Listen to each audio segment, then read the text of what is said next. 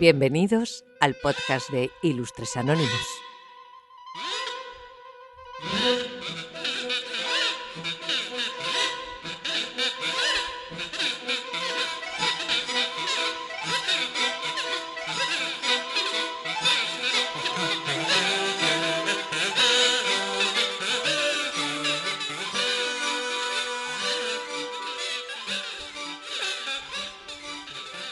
Bienvenidos y bienvenidas a otro episodio de Ilustres Anónimos. Hoy vamos a adentrarnos en un tema fascinante que ha capturado la imaginación de la humanidad durante siglos: los 7 pecados capitales.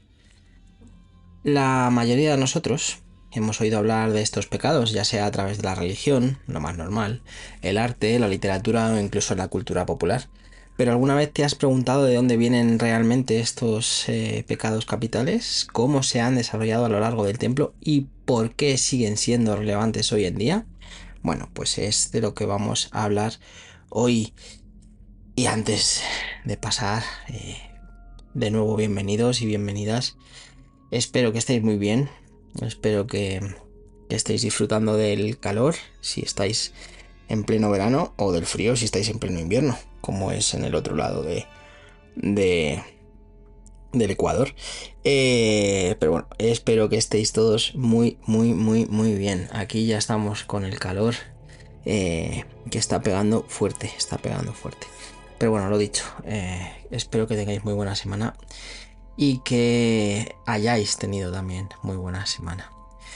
Y como decía, en el episodio de hoy exploraremos el origen y la evolución de los 7 pecados capitales. Y para darle un giro interesante, lo que vamos a hacer es discutir ejemplos de personajes famosos que podrían ser asociados con cada uno de estos pecados. Antes de profundizar en cada pecado en particular, tomemos un momento para entender qué son exactamente los 7 pecados capitales y cómo se originaron. Los 7 pecados capitales son una clasificación, podríamos decir así, de los vicios humanos que ha tenido una influencia significativa en la moral y la cultura occidentales. Estos pecados, para el que no lo sepa, son lujuria, gula, avaricia, pereza, ira, envidia y soberbia. La idea detrás de estos pecados es que son las raíces de otros comportamientos inmorales y pecaminosos. En otras palabras, para que lo entendamos todos, son considerados los principales culpables que conducen a otros actos pecaminosos, como ya venía diciendo. El concepto de los 7 pecados capitales tiene sus raíces en el cristianismo, como en el cristianismo primitivo, como tantas otras cosas. Fue el monje Evagrio Póntico, en el siglo IV, quien primero formuló una lista de 8 malos pensamientos o espíritus malignos que acosaban el alma humana. Estos incluían la gula, la lujuria, la avaricia, la tristeza, la ira, la acedia o aquedia en su terminología en latín, que es un tipo de desidia o pereza espiritual, la vanagloria y la soberbia. Más tarde, en el siglo VI, un par de siglos después, el Papa Gregorio I revisó esta lista y la consolidó en los 7 pecados capitales que conocemos a día de hoy, eliminando en cierto modo la tristeza y la vanagloria, y combinando la aquedia con la pereza. Desde entonces, esta lista ha sido adoptada ampliamente por la Iglesia Católica y ha influido en la doctrina moral cristiana. La relevancia de los 7 pecados capitales no se limita solo a la teología y la moral religiosa. Estos pecados han sido un tema recurrente en la literatura, el arte y la cultura popular a lo largo de los siglos. Desde la Divina Comedia de Dante, que ya hemos hablado hemos hablado del infierno de Dante Alighieri en el pasado en el programa, hasta las propias pinturas de Hieronymus del Bosco, más conocido por el Bosco en su castellanización del nombre. La tabla de los 7 pecados capitales, que hablábamos de ella también cuando hablábamos de Felipe II. Y más recientemente en películas, series de televisión y novelas. Los 7 pecados capitales pues continúan siendo una fuente de inspiración y reflexión. En nuestra sociedad moderna aunque la influencia de la religión puede haber disminuido en algunas áreas, los 7 pecados capitales siguen siendo pertinentes. Representan aspectos del comportamiento humano que todos reconocemos y a menudo luchamos contra ellos en nuestra vida diaria. La lujuria, la gula, la avaricia, la pereza, la ira y la envidia y la soberbia son emociones y deseos universales que pueden llevarnos por caminos oscuros si no se controlan. En este episodio no solo exploraremos el significado y la historia de cada uno de estos pecados, sino también analizaremos cómo se manifiestan en la actualidad y proporcionaremos ejemplos o proporcionaré ejemplos de personajes históricos y contemporáneos que han sido asociados con estos vicios, siempre desde un punto de vista subjetivo. Yo no estoy aquí para juzgar a nadie. Esta mezcla de historia, teología y cultura popular seguramente hará de este episodio, un episodio emocionante y esclarecedor. Así que, sin más preámbulos, comencemos nuestro viaje a través de los 7 pecados capitales, explorando primero su origen y evolución antes de sumergirnos en cada pecado individualmente. ¿Estáis listos? Bueno, pues vamos a por ellos.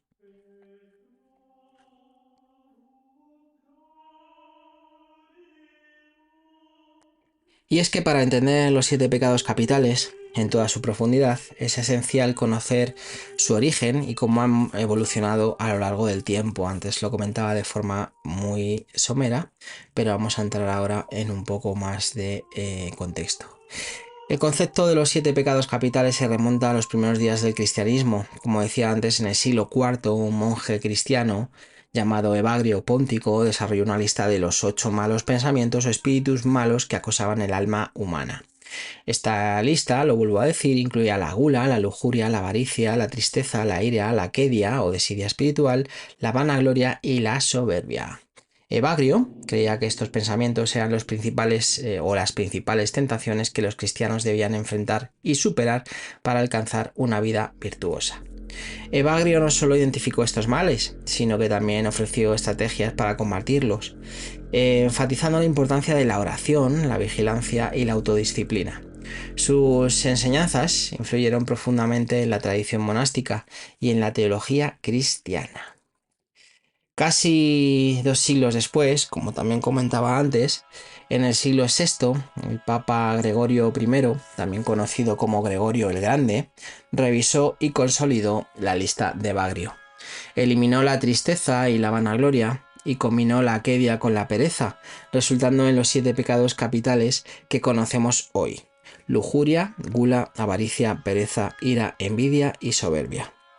Esta lista fue ampliamente, vamos a decirlo así, fue ampliamente adoptada por la Iglesia Católica y se convirtió en una parte fundamental de su doctrina moral. Y es la lista en la que nos seguimos moviendo a día de hoy. Nada ha cambiado.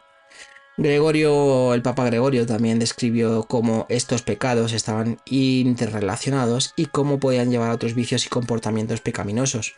Por ejemplo, la soberbia era vista como el pecado raíz del cual derivaban muchos otros. Su obra tuvo un impacto duradero en la teología cristiana y la enseñanza moral. Ya más adelante, durante la Edad Media, los 7 pecados capitales se convirtieron en un tema central en la teología y la moral cristiana. Los teólogos y moralistas medievales, como Tomás de Aquino, que todos habréis oído hablar de él, profundizaron en el análisis de estos pecados, proporcionando definiciones más precisas y explorando sus efectos en el alma humana. En esta época, los pecados capitales también comenzaron a ser representados en el arte y la literatura.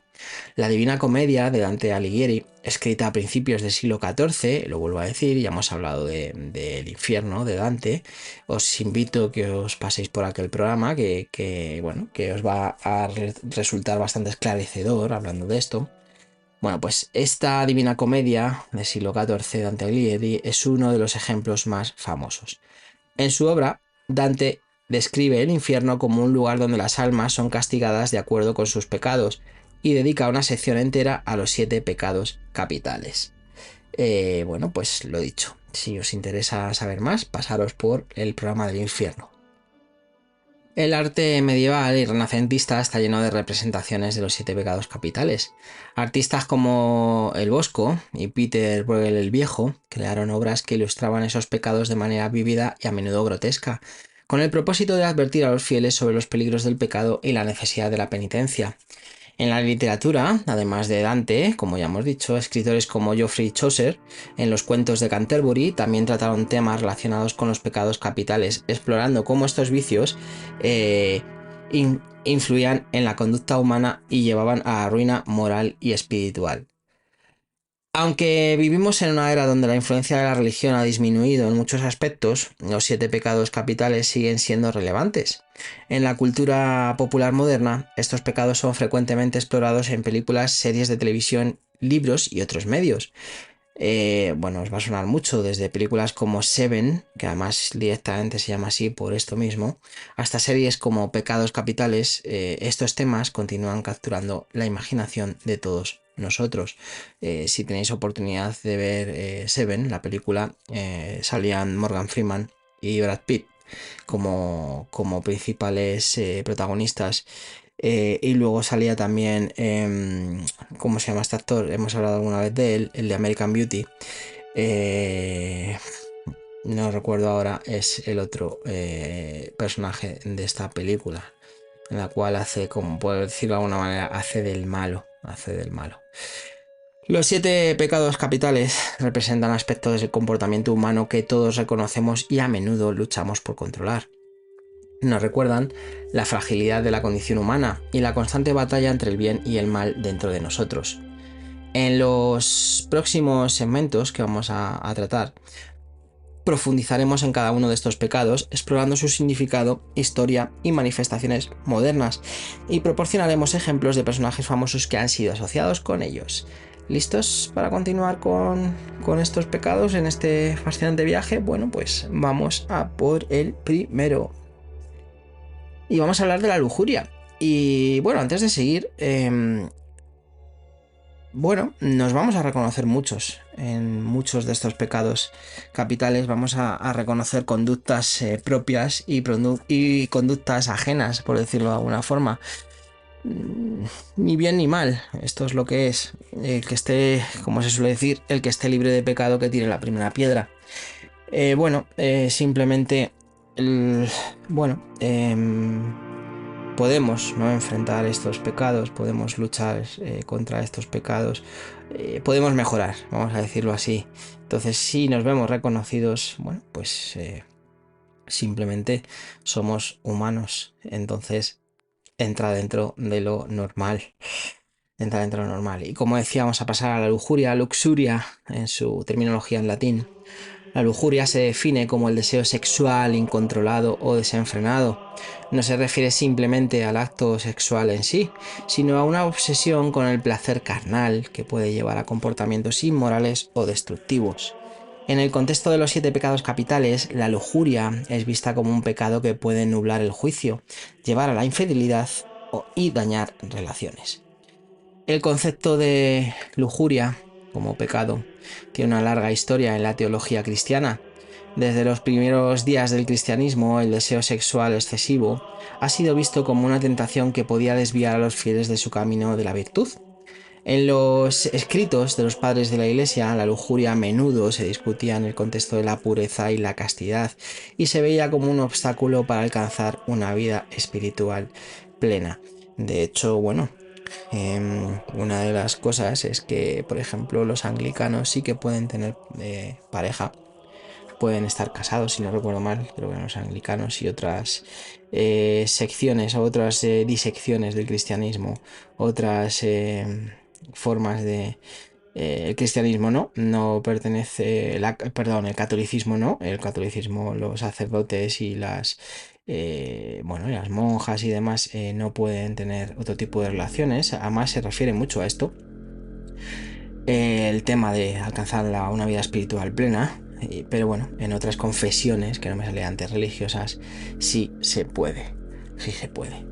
Bueno, pues durante la Edad Media la lujuria fue uno de los pecados más condenados. Los teólogos medievales, como decía antes, como Tomás de Aquino, elaboraron extensamente sobre los peligros de la lujuria, ¿no? Argumentando que distorsionaba la naturaleza del amor y la relación entre hombres y mujeres.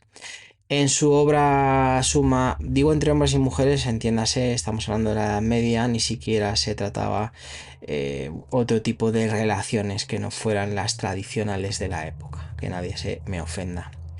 En su obra Summa Teológica, Tomás de Aquino clasificó la lujuria como un pecado contra la naturaleza del ser humano, que debería ser controlado a través de la virtud de la castidad. En la literatura y el arte medieval, la lujuria a menudo se representaba como una figura femenina tentadora, a veces acompañada de demonios o en escenas de excesos carnales. Estas representaciones tenían la intención de advertir a los fieles sobre los peligros de ceder a los deseos sexuales descontrolados. En la sociedad contemporánea, a día de hoy, la lujuria sigue siendo un tema controvertido y relevante. Aunque las actitudes hacia el sexo y la sexualidad han cambiado significativamente, el deseo sexual excesivo y la obsesión con el placer carnal todavía se consideran problemáticos en muchos contextos. De hecho, es que lo podría ser. En la cultura popular, la lujuria se explora en películas, series de televisión y libros, como decía antes. Ejemplos como Seven, donde la lujuria es uno de los pecados que el asesino en serie castiga, muestran cómo este pecado continúa capturando la imaginación del público. Además, en la era de Internet y las redes sociales, no está de más decirlo, la lujuria se manifiesta de nuevas formas. La pornografía, el sexting, la objetivación sexual en los medios de comunicación son temas que han generado debates sobre el impacto de la lujuria en la sociedad moderna. Las discusiones sobre el consentimiento, el respeto y la responsabilidad sexual son cada vez más comunes, reflejando una preocupación continua por los efectos destructivos de la lujuria desenfrenada. Como he dicho antes, iba a decir algún ejemplo famoso. No me voy a ir a ejemplos muy actuales que luego yo siempre digo, este podcast no es para oídos sensibles, ni es para gente de cristal. Aquí tratamos de todo, hablamos de todo y criticamos o no lo que nos parece adecuado. Que últimamente hay mucho oído sensible, pero tampoco quiero entrar a criticar a nadie, ni quiero poner de ejemplo a nadie relativamente reciente. Entonces, un ejemplo de lujuria, un ejemplo famoso podría ser, por ejemplo, Marilyn Monroe. Y es que es uno de los ejemplos más emblemáticos de una figura asociada con la lujuria en la cultura popular. Actriz y símbolo sexual de los años 50 y 60, Monroe encarnaba la sensualidad y el deseo en la pantalla grande. Su imagen pública estaba intensamente ligada a la sexualidad y su vida personal fue objeto de gran interés y especulación. Marilyn Monroe, fue conocida por su belleza y carisma, pero también por sus relaciones tumultuosas y sus luchas personales. Bueno, nada nuevo en el horizonte. Y muy famoso también su, entre comillas, relación con el presidente Kennedy. Su asociación con la lujuria no solo reflejaba su atractivo sexual, sino también las presiones y expectativas que enfrentaba como símbolo sexual en Hollywood. Su trágica muerte, a una edad muy temprana, subraya los peligros y las complejidades de ser un objeto de deseo constante. Sobre Marilyn Monroe, su muerte y su vida habría mucho que contar. Había Norma Jean, ¿no? Se llamaba realmente. Había mucho que contar, ¿no? Pero bueno. Con esto, con nuestra invitada especial para la lujuria, concluimos nuestra exploración de este pecado capital, su historia, manifestaciones modernas y un ejemplo, como digo, emblemático. Vamos a pasar al siguiente segmento y vamos a hablar sobre la gula, otro de los 7 pecados capitales. Así que continuemos. La gula se define como el consumo excesivo de comida o bebida. De momento voy haciendo check-in de lo que yo no voy cumpliendo. O de en lo que yo también peco. No se refiere únicamente a la cantidad de comida ingerida, sino a una obsesión con el placer de comer, que puede llevar a comportamientos descontrolados y destructivos.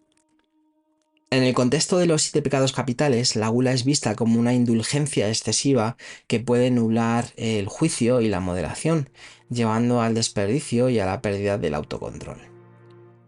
La gula ha sido reconocida como un vicio desde tiempos antiguos. En el cristianismo primitivo, los padres de la Iglesia ya advertían contra el exceso en la alimentación y la bebida, señalando que distraía de la vida espiritual y fomentaba otros pecados. Evagrio Póntico, que ya lo vamos conociendo un poco más, en su lista original de 8 malos pensamientos incluyó la gula como uno de los principales enemigos del alma. Durante la Edad Media, la gula se convirtió en un tema importante, ¿no?, en la teología cristiana. Los monjes y teólogos advirtieron que el exceso de la comida y la bebida no solo dañaba el cuerpo, sino también el alma. La gula era vista como un símbolo de la falta de moderación y disciplina y se asociaba con otros pecados como la lujuria y la pereza. Suelen ir de la mano, sí. Los escritores medievales y renacentistas a menudo representaban la gula en el arte y la literatura como un pecado grotesco y ridículo. En las pinturas del Bosco, por ejemplo, se pueden ver imágenes de personas entregándose a banquetes excesivos, a menudo acompañadas de demonios y criaturas fantásticas. Estas representaciones tenían la intención de advertir a los espectadores sobre los peligros de la indulgencia excesiva y la importancia de la moderación. En la sociedad contemporánea, la gula sigue siendo un tema relevante, aunque ha tomado nuevas formas. En un mundo donde la comida está más disponible que nunca y donde la cultura del consumo es omnipresente, la gula se manifiesta en problemas como la obesidad, los trastornos alimentarios y el desperdicio de alimentos. El consumismo moderno, esto nos toca a todos, a menudo fomenta la indulgencia y el exceso, y la publicidad juega un papel importante en esto. La industria alimentaria utiliza tácticas de marketing agresivas para fomentar el consumo excesivo de productos, a menudo con altos contenidos de azúcar, grasa y sal, contribuyendo a problemas de salud pública como la obesidad y la diabetes. Además, la gula se explora en la cultura popular a través de programas de televisión sobre comida, concursos de comedores y la proliferación de restaurantes de comida rápida. Aunque disfrutar de la comida es una parte natural de la vida, la obsesión con la indulgencia culinaria puede llevar a un comportamiento insalubre y destructivo. Esa es la gula. ¿Y a quién os he traído para la gula? Vamos a hablar de Enrique VIII, uno de los monarcas más famosos, si no el que más, de la historia inglesa. Es un ejemplo emblemático de la gula. Conocido por sus banquetes opulentos y su estilo de vida excesivo, Enrique VIII disfrutaba de festines que incluían una gran variedad de carnes, aves, pasteles y vinos. Sus banquetes eran legendarios y la abundancia de comida y bebida en su corte reflejaban su poder y riqueza. La gula de Enrique VIII no solo era una cuestión de placer personal, sino también una demostración de su estatus y autoridad. Sin embargo, su indulgencia excesiva tuvo consecuencias para su salud. En sus últimos años, Enrique sufrió de obesidad mórbida y problemas relacionados con su dieta, incluyendo gota y posiblemente diabetes de tipo 2. Su vida es un recordatorio de cómo la indulgencia sin control pueden llevar a la decadencia física y moral.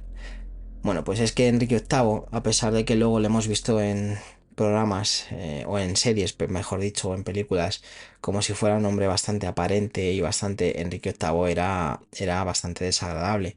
Es más, se hablaba un poco del mal olor, ¿no?, de sus heridas que supuraban, todo este tema de la gota, bueno, pues una persona bastante desagradable, ¿no?, como decía, en los últimos años de su vida.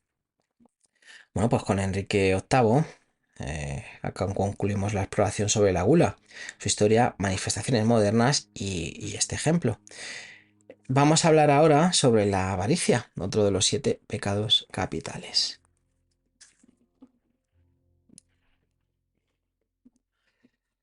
Bueno, pues vamos a hablar de la avaricia, avaritia en su nombre en latín. La avaricia se define como el deseo excesivo de riquezas y bienes materiales. Es un anhelo insaciable de posesión que va más allá de la necesidad razonable y que puede llevar a la explotación, la corrupción y la injusticia. En el contexto de los 7 pecados capitales, la avaricia es vista como una obsesión por el dinero y las posesiones que eclipsa valores más elevados como la generosidad y la justicia. La avaricia ha sido condenada como un vicio en muchas culturas y religiones a lo largo de la historia. En el cristianismo, la avaricia es frecuentemente mencionada en las escrituras como un obstáculo para la salvación.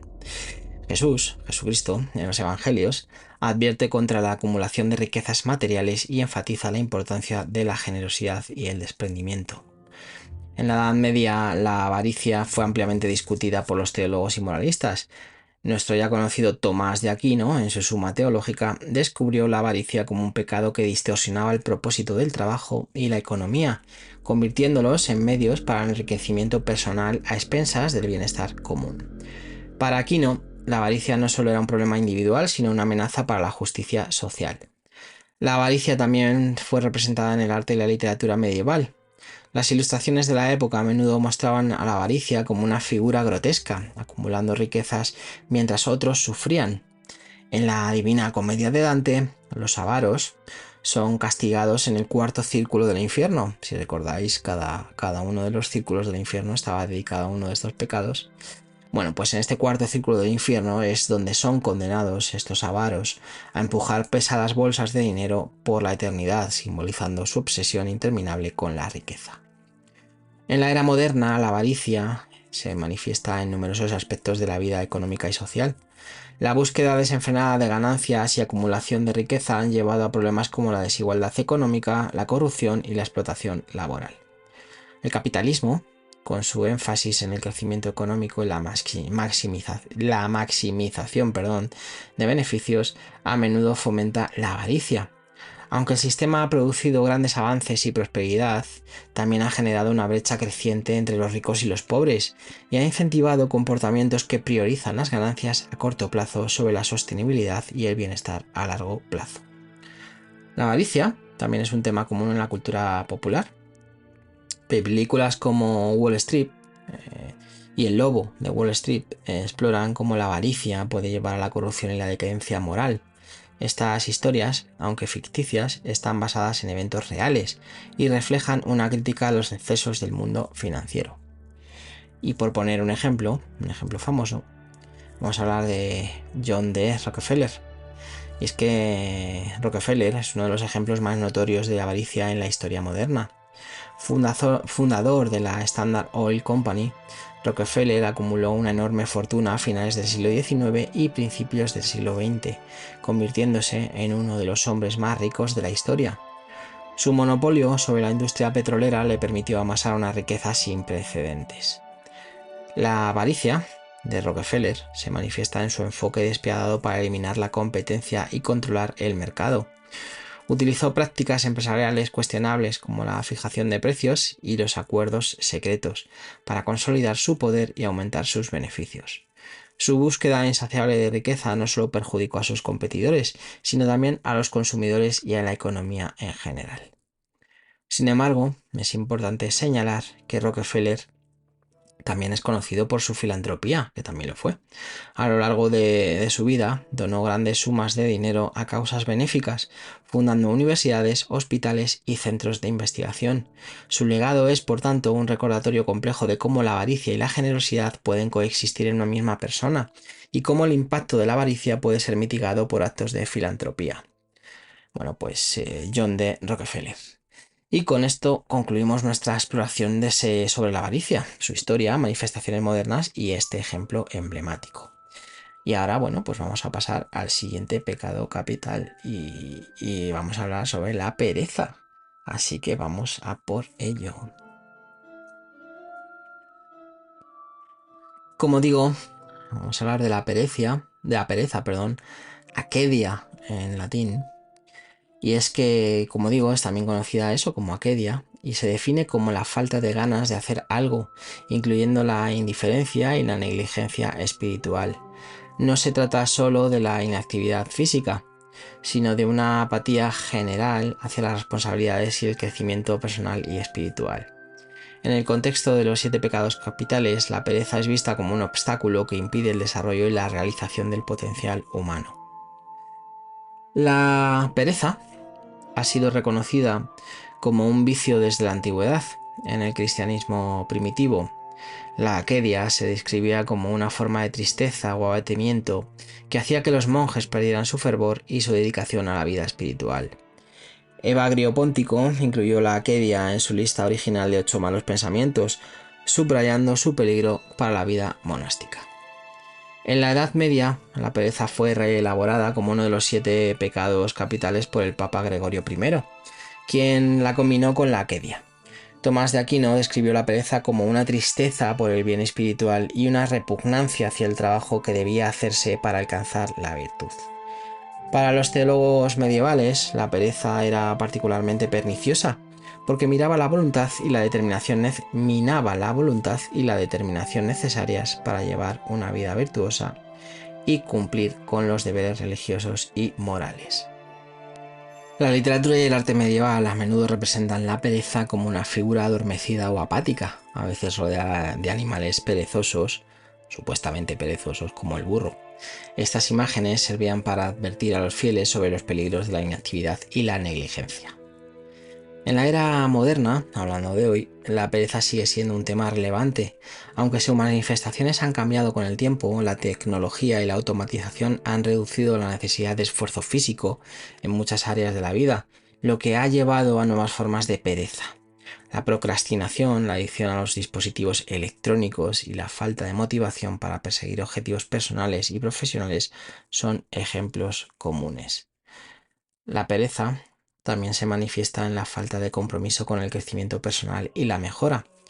En una sociedad donde el entretenimiento está siempre al alcance de la mano, es fácil caer en la trampa de la complacencia y evitar el esfuerzo necesario para alcanzar metas más elevadas. La pereza puede llevar a una vida de insatisfacción y falta de realización, ya que impide el desarrollo del potencial completo de una persona. La cultura popular explora la pereza en numerosas formas. Películas y series de televisión a menudo presentan personajes que luchan contra la procrastinación y la falta de motivación. Además, la industria del bienestar ha crecido exponencialmente, ofreciendo soluciones y técnicas para combatir la pereza y fomentar la productividad y el crecimiento personal, Bueno, es que esto es muy complicado. Yo voy a traer un ejemplo que es gracioso. Es muy patrio, es muy nacional, muy español. Pero bueno, y es que vamos a hablar de Goyito, que le llamaban el vago de Carmona. En el folclore español, como digo, Goyito, conocido como el vago de Carmona, es una figura emblemática de la pereza. Según las historias, Goyito era un hombre famoso por su extrema pereza y su habilidad para evitar cualquier tipo de trabajo. Las anécdotas sobre su vida describen cómo ingeniosamente encontraba maneras de evitar el trabajo y de vivir a expensas de otros. Goyito se convirtió en una figura popular en el imaginario colectivo, representando al arquetipo del vago que usa su ingenio para esquivar responsabilidades. Aunque sus historias se cuentan con humor, también sirven como advertencias sobre los peligros de la pereza extrema y la falta de voluntad para trabajar. Estas narraciones lo que hacen es reflejar una crítica social hacia aquellos que eligen no contribuir a la comunidad y dependen de los esfuerzos de los demás. Goyito, a través de sus actos de pereza, se convierte en un símbolo de las consecuencias negativas de la inactividad y la falta de responsabilidad. Bueno, pues esta es la pereza y Goyito, el vago de Carmona. ¿Qué es eso? Que vivía de los demás. Siempre que podía, evitaba cualquier tipo de actividad física o de trabajo. Así que nada, vamos a pasar al siguiente y vamos a hablar de la ira. Que en latín se dice de la misma forma. La ira se define como una emoción intensa de enojo y resentimiento, a menudo acompañada por deseos de venganza. No se trata solo de la emoción momentánea de enojo, sino de un estado persistente de animosidad que puede llevar a acciones destructivas y violentas. En el contexto de los 7 pecados capitales, la ira es vista como un pecado que destruye la paz interior y las relaciones humanas, y que puede conducir a comportamientos irracionales y dañinos. La ira ha sido reconocida como un vicio desde los tiempos antiguos. En el cristianismo, la ira es frecuentemente mencionada en las escrituras como una emoción que debe ser controlada y superada. Jesús, en los evangelios, así como los apóstoles en sus cartas, advierten contra la ira descontrolada, enfatizando la importancia del perdón y la reconciliación. Durante la Edad Media, pues igual, la ira fue profundamente también analizada por los teólogos. En la Suma Teológica, Tomás de Aquino describió la ira como un pecado que se origina en la pasión desordenada y que puede llevar a la violencia y la injusticia. Aquino distinguió entre la ira justa, que es la indignación racional ante el mal, y la ira pecaminosa, que es la emoción descontrolada que lleva al odio y la venganza. La literatura y el arte medieval a menudo representan la ira como un demonio o una figura violenta, a veces personificada como un caballero enfurecido o un monstruo. Estas representaciones tenían la intención de advertir sobre los peligros de permitir que la ira domine la razón y la moralidad. En la era moderna, la ira sigue siendo un tema de gran relevancia. Las tensiones sociales, económicas y políticas a menudo provocan sentimientos de ira y frustración en las personas. La ira puede manifestarse en formas tanto individuales como colectivas, desde peleas y conflictos personales hasta disturbios y movimientos sociales. La psicología moderna ha estudiado extensamente la ira, explorando sus causas y ofreciendo estrategias para su manejo. La terapia cognitivo-conductual, por ejemplo, enseña a las personas a reconocer y controlar sus emociones, reemplazando la ira destructiva con respuestas más saludables y constructivas. En la cultura popular, la ira es un tema recurrente. Películas, series de televisión y literatura frecuentemente exploran las consecuencias de la ira descontrolada. Personajes como el increíble Hulk en los cómics y películas de Marvel simbolizan la lucha interna entre la calma y la furia, mostrando cómo la ira puede transformar a una persona y llevarla a actuar de manera destructiva. Bueno, pues esta es la ira, que no nos es desconocida a la mayoría. No porque lo suframos, pero porque lo sabemos identificar. Y el ejemplo famoso que he traído hoy, que os va a llamar la atención, porque quién lo diría, es el de Alejandro Magno. Y es que es uno de los ejemplos históricos más conocidos de ira. Conocido tanto por sus increíbles logros como conquistador y estratega militar, Alejandro también tenía un temperamento notoriamente iracundo. Su ira a menudo influía en sus decisiones y en sus relaciones con aquellos a su alrededor. Una de las historias más famosas sobre la ira de Alejandro es su enfrentamiento con su amigo y comandante Clito el Negro. Durante una discusión acalorada, Alejandro, en un arrebato de ira, ¿qué hizo? Mató a Clito con su lanza. En este impulsivo y violento acto mostró cómo la ira podía llevar incluso a un líder brillante como Alejandro a cometer errores trágicos e irreversibles. La ira de Alejandro también se manifestaba en su trato con sus soldados y enemigos. Aunque su ira a veces impulsaba su determinación y coraje en el campo de batalla, también llevaba actos de brutalidad y crueldad que empañaban su legado. La vida de Alejandro es un recordatorio de cómo la ira, aunque puede ser una fuente de energía y motivación, también pueden destruir vidas y relaciones si no se controla adecuadamente. Bueno, pues la ira y Alejandro Magno como ejemplo de la ira. Vamos a pasar al siguiente, a uno más, y nos quedan este y otro más, nos quedan dos y acabamos. Y vamos a hablar ahora de la envidia, invidia en su terminología latina. La envidia se define como el deseo de poseer lo que otra persona tiene, ya sean sus bienes materiales, cualidades personales, logros o estatus. Es un sentimiento de resentimiento hacia alguien por sus ventajas o éxitos, acompañado por el deseo de tener esos mismos atributos. En el contexto de los 7 pecados capitales, la envidia es vista como un pecado que destruye las relaciones humanas, genera insatisfacción personal y puede llevar a comportamientos maliciosos y destructivos. Bueno, pues la envidia ha sido reconocida como un vicio pernicioso en muchas culturas y religiones. En el cristianismo, la envidia es frecuentemente condenada en las escrituras. En el Antiguo Testamento, la historia de Caín y Abel es uno de los primeros relatos que ilustra las consecuencias destructivas de la envidia. Caín mata a su hermano Abel por envidia de la aceptación de Dios de los sacrificios de Abel. Durante la Edad Media, La envidia fue uno de los pecados capitales más discutidos por los teólogos. Tomás de Aquino la describió como una tristeza por el bien ajeno. Fijaos qué forma tan bonita, ¿no? De querer explicarlo, ¿no? Tristeza por el bien ajeno. Así lo describía Tomás de Aquino. Bueno, pues eso, tristeza por el bien ajeno, acompañada por el deseo de privar a otros de sus bienes o cualidades. Para Aquino, la envidia era un pecado particularmente grave porque se oponía directamente al amor y a la caridad, fomentando el odio y la discordia. La literatura y el arte medieval representaban la envidia como una figura grotesca y repulsiva, a menudo con serpientes o demonios saliendo de su boca, simbolizando su naturaleza venenosa. Como se suele decir, a la envidia la pintan verde.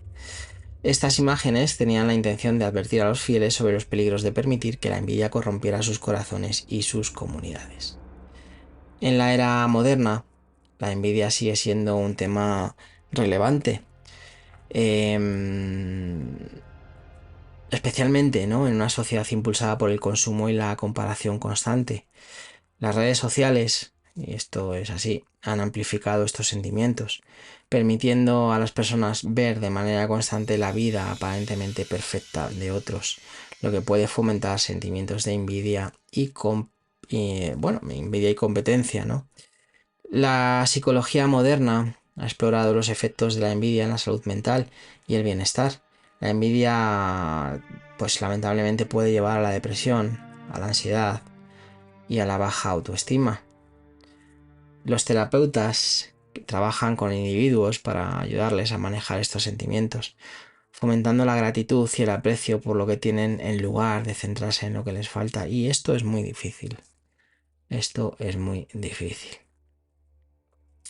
En la cultura popular, la envidia es un tema recurrente en películas, series de televisión y literatura. Por ejemplo, Amadeus, la película, donde la envidia de Salieri hacia Mozart impulsaba la trama, muestran cómo la envidia puede llevar a la obsesión y la destrucción. Hay mucho mito en esa película, es una muy buena película. Si podéis, os recomiendo fervientemente que la veáis. Amadeus creo que es una de las grandes películas que hay de la historia del cine. Creo que está muy bien hecha, creo que es una película muy interesante, tiene una imagen muy bonita, tiene, bueno, en general todos los actores son impresionantes, ¿no?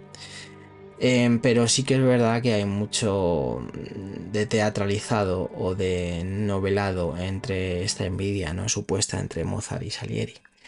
Pero bueno, por traeros este ejemplo, uno de los ejemplos, como digo, más emblemáticos es de la envidia en la historia de la música, es la supuesta, como digo, rivalidad entre Antonio Salieri y Wolfgang Amadeus Mozart. Como digo, muchos historiadores cuestionan la veracidad de esta rivalidad y la obra de teatro y la película, que os vuelvo a decir que si podéis que la veáis, Amadeus, popularizaron la idea de que Antonio Salieri, estaba profundamente, envidioso, ¿no?, del genio musical de Mozart. Según la narrativa de Amadeus, Salieri, aunque era un compositor talentoso por derecho propio, se sentía eclipsado por la brillantez natural de Mozart. Esta envidia lo llevó a sabotear a Mozart y en última instancia a conspirar contra él.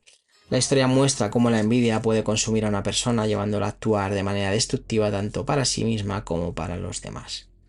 La vida de Salieri y Mozart, tal como se representa en Amadeus, es un poderoso recordatorio de los peligros de la envidia. La incapacidad para apreciar sus propios talentos y logros y su obsesión con los dones de Mozart lo llevaron a una vida de amargura y resentimiento. Bueno, pues Mozart y Antonio Salieri. Sí que es verdad que, bueno, pues que la envidia, y más que nunca, puede llevarnos a la depresión, a tener baja autoestima, a estresarnos, a tener ansiedad, a la comparación continua. Las redes sociales, sobre todo redes sociales como Instagram, TikTok, otras, ¿no?, donde vemos todo lo bueno, ¿no?, que hacen los demás o la vida de los demás siendo perfecta. aparentemente. Hace que, bueno, pues que caigamos, ¿no? en estos sentimientos, ¿no? En este sentimiento. En España tenemos un dicho que es que siempre vemos el jardín del vecino más verde que el nuestro. Em, y por decirlo de alguna forma, es verdad que somos muy envidiosos en general. Cuesta mucho. Creo que es un trabajo que todos tenemos que hacer y que en el momento que lo consigamos, supongo que alcanzaremos esa paz mental, ¿no? Pero cuesta mucho trabajo no ver lo mejor de los demás y sentirlo como, o necesitarlo, o quererlo como propio, ¿no?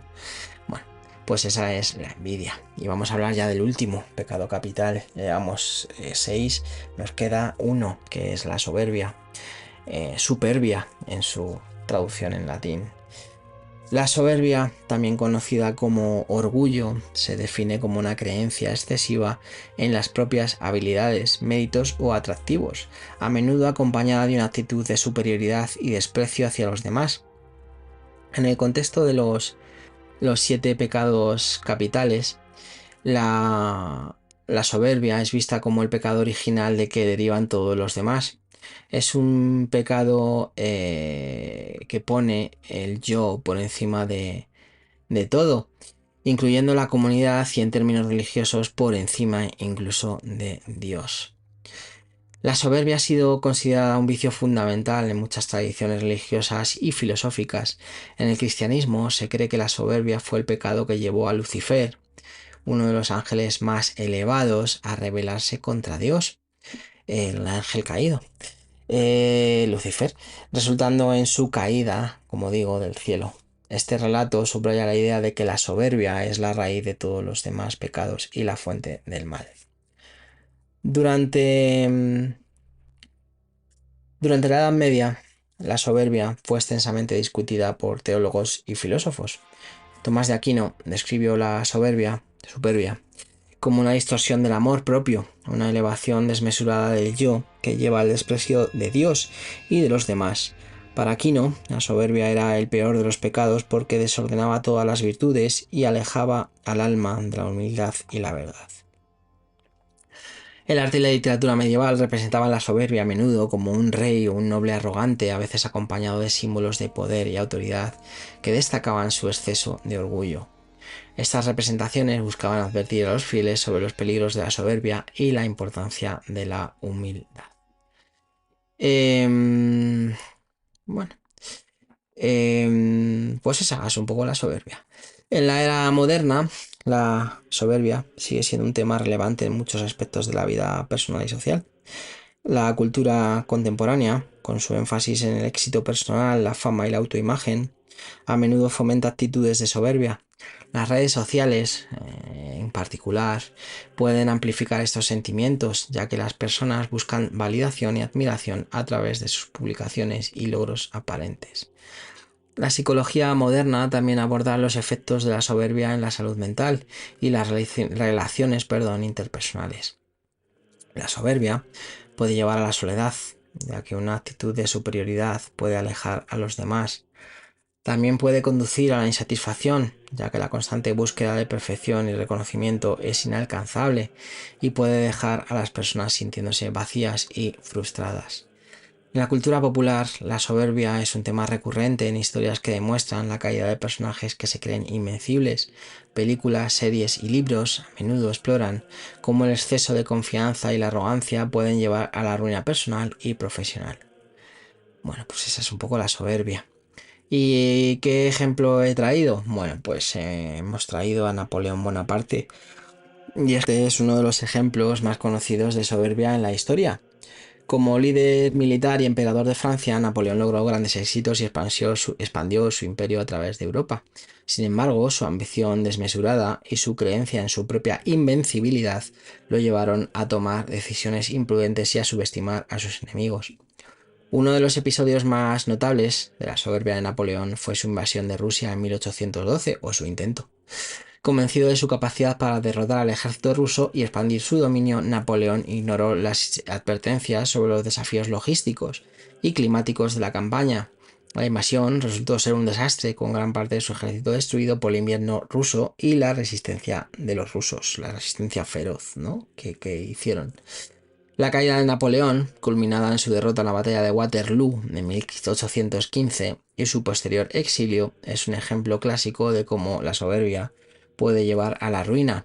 Su vida es una lección sobre los peligros del exceso de confianza y la importancia de la humildad y el realismo. Bueno, pues esta ha sido la soberbia y Napoleón. Y ya hemos cubierto los 7 pecados capitales. Eh, Voy a volver a nombrar: soberbia, avaricia, gula, lujuria, ira, envidia y pereza. Bueno, los vais a ver como pecados capitales, pecados cardinales, vicios capitales. Bueno, pues son un poco los 7 pecados capitales. Hay de decir que ante cada pecado, por cada uno de los pecados hay una virtud. Por cada pecado capital existe una virtud que se opone o que, bueno, pues o que enfrenta, ¿no? A cada pecado, ¿no? Cada virtud se enfrenta a cada pecado. Ante la soberbia tenemos la humildad, a ser humildes. Ante la avaricia tenemos la generosidad, el querer dar. Ante la lujuria, la castidad. Ante la ira, la paciencia. Ante la gula, la templanza. Ante la envidia, la caridad. Y ante la pereza, la diligencia. Son las 7 virtudes, que podríamos hablar de ellas también en otro programa aparte, y que se enfrentan o se imponen ante estos pecados capitales. Pero bueno, a lo largo de este episodio, acabando ya, hemos viajado a través de los 7 pecados capitales, descubriendo sus orígenes y cómo se han desarrollado y manifestado en diferentes épocas y contextos. Hemos visto cómo estos pecados, aunque antiguos en su concepción, siguen siendo relevantes hoy en día, reflejando aspectos universales del comportamiento humano. Los 7 pecados capitales nos recuerdan la fragilidad de la condición humana y la constante batalla entre el bien y el mal dentro de nosotros mismos. Nos enseñan sobre la importancia de la moderación, la humildad y la virtud en nuestra vida diaria. Para finalizar, os invito a vosotros, a todos, a reflexionar sobre estos pecados y cómo pueden manifestarse en vuestras propias vidas. ¿Hay algún área donde podríais estar luchando contra alguno de estos vicios? ¿Y qué pasos podríamos tomar para cultivar y crecer de manera más virtuosa? Diría que no, pero muchos de estos pecados capitales no son comunes a muchos. Me gustaría decir que no soy soberbio, pero algo soberbio soy. Creo que soy una persona bastante generosa en ese sentido. No me considero demasiado avaro. El tema de la lujuria, pues bueno, cada uno. El tema de la ira es algo que tendría que mejorar. El tema de la gula es algo que tendría que mejorar y mucho. Soy muy procrastinador, con lo cual soy algo perezoso. Y debería también mejorar bastante eso y ser más diligente. Y si hablamos en términos de lo que dice aquí sobre la envidia, soy envidioso. Debería, ¿no? Aprender a ser más caritativo, a valorar más lo propio y a envidiar menos lo ajeno, ¿no? Hablando de la envidia, ¿no? De lo que tienen los demás, de sus vidas perfectas y de, bueno. Y en esto es de reconocer que es verdad que las redes sociales hacen muchísimo daño. Pero bueno, no soy perfecto. No lo he pretendido nunca, pero estos son los 7 pecados capitales. El que esté libre de pecado, nunca mejor dicho, que tire la primera piedra. Así que nada, gracias por acompañarme en este fascinante viaje a través de los 7 pecados capitales. Si queréis, ¿no? Como digo siempre, seguidme, ¿no? En redes sociales, hablando de, comentad, dadle un like, que no cuesta nada, que esto sí que es gratis, que espero leer vuestros comentarios. y que bueno, que si os ha parecido interesante y creéis que le puede resultar interesante a alguien más, pues que lo compartáis, ¿no? Y bueno, igual espero que podáis compartir hablando también de compartir vuestros pensamientos y vuestras experiencias conmigo. Así que nada, como digo siempre, que trabajéis mucho o poco, esta semana de calor que viene, y que nos escuchamos la semana que viene, si Dios quiere, y si no, ya veremos. Así que nada, hasta pronto.